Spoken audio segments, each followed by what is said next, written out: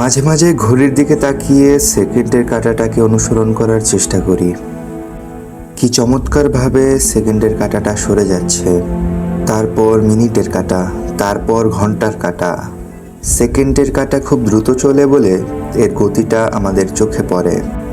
মনের ভিতর একটা মোচড় দিয়ে ওঠে, রীতিমতো গায়ে কাঁটা দিয়ে উঠে। যখন ভাবি এই সেকেন্ডের কাঁটাটা এক ঘর সরে গেলে এটা আর এক ঘর পেছানো সম্ভব না।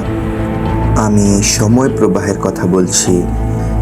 এক সময় সেকেন্ডের কাঁটা অনুসরণ করতে করতে বিরক্ত হয়ে যায়, অন্যদিকে মনোযোগ দিই, ভুলে যাই সময় যে বিভৎস গতিতে ছুটে চলেছে। এই গতি কেউ থামানোর নেই, এটা থামবে না। দুটি বিশ্বযুদ্ধ এই গতি থামাতে পারেনি হাজারো আত্মচিৎকার, কারো মৃত্যু এই গতি থামাতে পারেনি। আপনি হয়তো ভাবছেন আপনি গুরুত্বপূর্ণ কেউ, আপনার জন্য হয়তো সময় থেমে যাবে।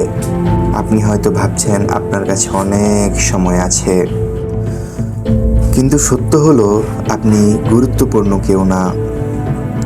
সময়ের এই বিশাল মহাসমুদ্রে আপনার পূর্বপুরুষদের মতো আপনাকেও ভুলে যাবে। সত্যি হলো কারো জন্য সময় থামবে না, সত্যি হলো সময় নেই।